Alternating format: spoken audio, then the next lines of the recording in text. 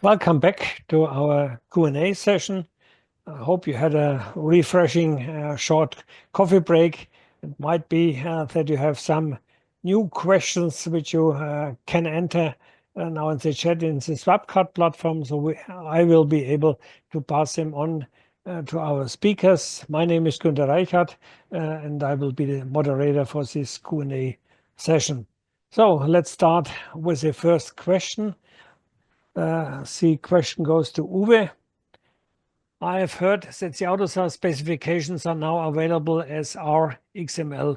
Is this right? And where do I find the RXML? Yeah, this is indeed correct. So we now have machine-readable versions of all our specifications, and you can find them on SVN in the release folder. There is a folder named Release Documentation, and there you can find zip archives with all the ARXML versions of the documents on the Foundation, Classic platform, and Adaptive platform. Okay, the next question goes to Michael. How many new partners have joined AUTOSAR during 2024? So in 2024, we had 37 companies joining AUTOSAR. However, due to insolvencies, bankruptcies, and consolidation in the market, we have also some terminations, and we expect to enter the year 2025 with around the same ballpark of partners than we had started the year 2024 with. Okay, next question goes to Pavel.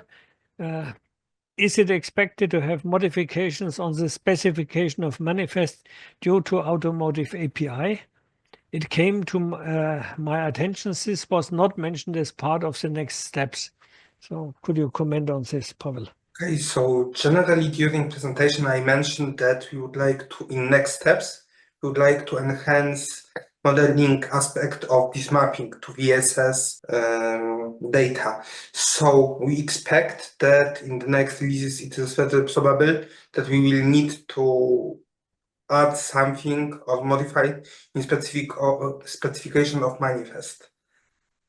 So it wasn't said directly, but we expect that it is probable.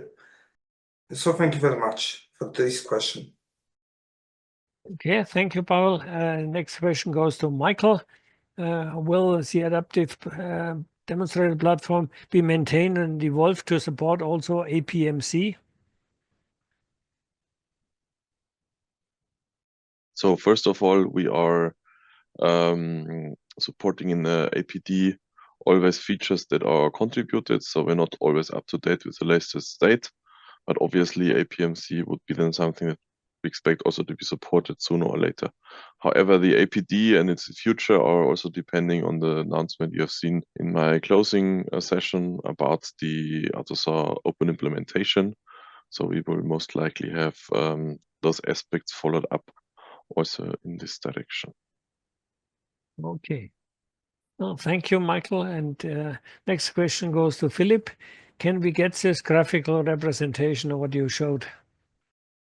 Yes, definitely. It will be published on the web page and it's part of the current release. What you get is actually a PDF file. I will immediately paste the file name to the chat. It's called AUTOSAR_FO_mod_features.pdf. And it contains the vector graphics of the graphical representation of the feature model we've been showing in our presentation. Okay, thank you. And a last question to Michael. What are the relation and the differences between the AUTOSAR adaptive platform implementation made in the context of the AUTOSAR open framework and the existing APD implementation? So the relationship and difference, to explain that, I have to get a little bit more words in than in my previous answers.